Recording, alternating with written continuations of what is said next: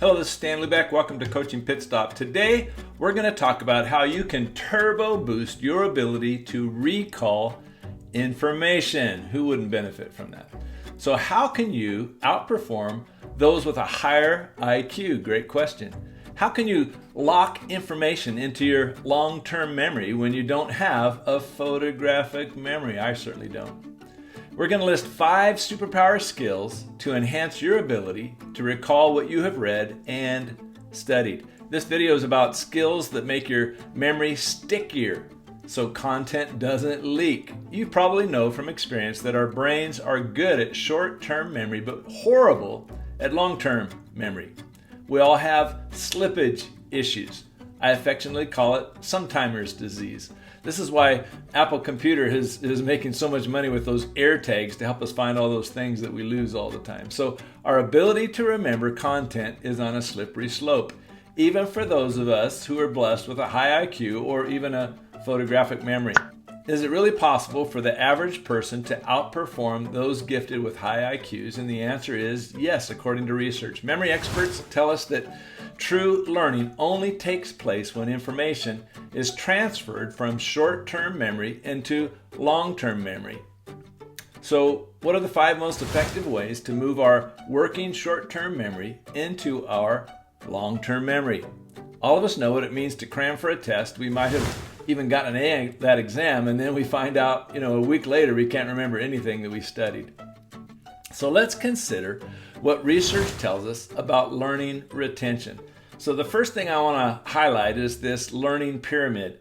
Maybe you've seen this before, and it basically reveals that 5% of what we learn by listening to a lecture is retained after 24 hours.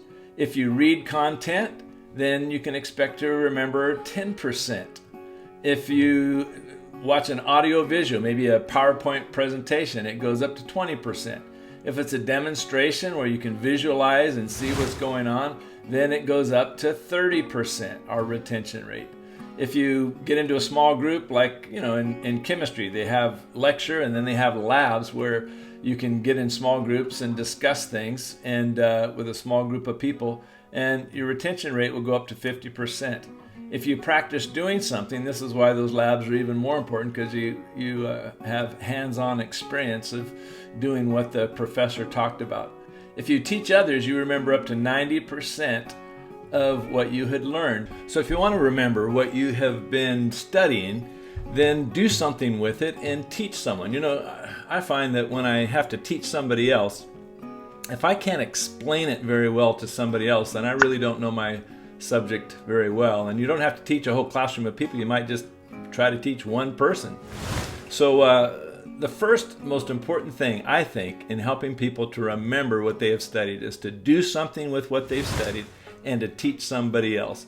So Professor Howard Hendricks, after teaching at a graduate institution for decades, notes that psychologists argue that hearing, seeing, and doing can increase our retention rate 90%. There's a Chinese proverb that states, I hear and I forget.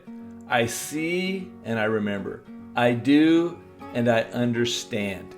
So some studies suggest that humans forget approximately 50% of new information within an hour of learning it. I tell you, that's serious slippage. However, the forgetting curve increases to 70% within 24 hours. So what good is investing so much time in lectures and reading books if you're going to forget 70% in one day? Well, a lot of students have asked that questions for a lot of years, but let's take a careful look at this forgetting curve to get a better handle on what we are dealing with. And so I want you to notice here, the original learning is when you first study and read, we all know that we begin to forget right away. But if you will review what you studied, then, when you review, you look at it again, so you bring your knowledge back up, and you start forgetting again. If you review it a second time, then at the end of the day, you're going to remember even more if you review it a third time. And so we see this importance of reviewing. There's an old phrase that says there are 3 steps to remembering things, and that is 1, review, 2, review, 3, review. And that's what we see in this chart on the importance of retaining what we've learned. So the second thing that we need to know is to review the same day. In the book, Learn Like a Pro, Barbara Oakley writes, a study of medical students found that the students who made A's almost always reviewed the lecture the same day, while C students almost never did so. So reviewing notes in detail on the same day after a lecture is a superpower for overcoming the forgetfulness curve. It turns out that the habit of capturing and reviewing information is far more powerful than inherited IQ. This discipline of note-taking followed by note-making is a dynamic skill for outperforming more intelligent people. Did you hear that? So what does this mean? Research reveals that a high IQ is not required for achieving success in today's content-driven society. And I just say, oh, happy day. Researchers Duckworth and Seligman concluded that self-discipline outdoes IQ in predicting academic performance of adolescents. And here's the quote. I want you to notice this. It says, there is no measurable correlation between a high IQ and academic success, at least not north of 120. Yes, a certain intellectual capacity helps to get into academia, and if you struggle severely with IQ test, it is likely you will struggle to solve academic problems too. But once you are in, the superior IQ will neither help you to distinguish yourself nor protect you from failure. What does make a significant difference along the whole intellectual spectrum is something else. How much self-discipline or self-control one uses to approach the tasks at hand. Are we disciplined enough to review and make sure that we're remembering over again the content until it sticks? So let's look at this infographic on memory retention and the forgetting curve. And first of all, our brain houses many memories, and what we see here is this exponential. We've already seen this type of graph where our memory continues to degrade unless we review what we had learned. And then the more we review it, the more we're able to put it in long-term memory. Reviewing to remember is the significant skill or self-discipline that is necessary for us to get short-term memory into long-term memory. It all depends on what we're learning and how motivated we are, but for some, if it's difficult material, like a medical dictionary, we're going to have a lot more difficult time trying to get the content into our long-term memory just because it's more complicated. And if it's meaningful and we love to learn how to play guitar or something, or whatever this is, the bass, that also helps us to remember it. And then how the material is learned. Did we study and take short breaks and give ourselves an opportunity to diffuse some of that information and let it sink in and sleep on it? And if the material is frequently learned and remembered, that's a key thing. Then there's psychological factors. They tell us that the best thing we can do is study hard, but then take a nap or get some sleep and let our brain process it, because our brain will process information even while we're sleeping. And so the third element that we learn about taking short-term memory and putting it into long-term is this focus short-term. And many are familiar with what's called the Pomodoro technique. And Pomodoro, it was a tomato-looking timer. It just happened to look like a tomato. That's why it was called Pomodoro. But the idea behind the Pomodoro technique was this approach to structure your study session. Sit down where you'll be studying or working and get rid of all the distractors. Get rid of your cell phone, get rid of the cat, get rid of anything that will cause you to take your focus off of the task at hand. This means ensuring that there are no pop-ups or extraneous open tabs on your computer, nothing to ding your cell phone. Actually put the cell phone in another room. And then set the timer for 25 minutes. You can use a mechanical or silent digital timer. You can also use the timer or app on your phone. And then you focus intently on your work. So work hard and focus in that time. And then take a 5-minute break and then start it all over again. And so this Pomodoro technique, these 4 easy steps, have been found to be very effective for people to focus intently and then take a break, short break. Don't go play chess or do something that requires a whole lot of memory. Try to give your brain a rest and then go back at it for another 25 minutes.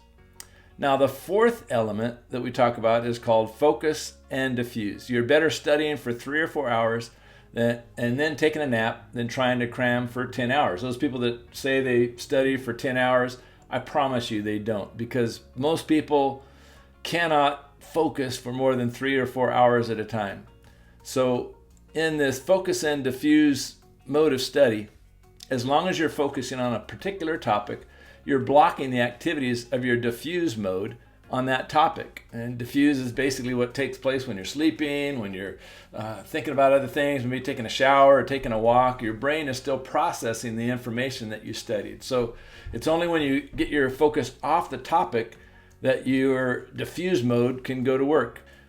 Claire Diaz-Ortiz, who worked at Twitter in the startup years, made a similar observation. Even the most brilliant Silicon Valley engineers have about 3 creative and highly productive hours in them daily.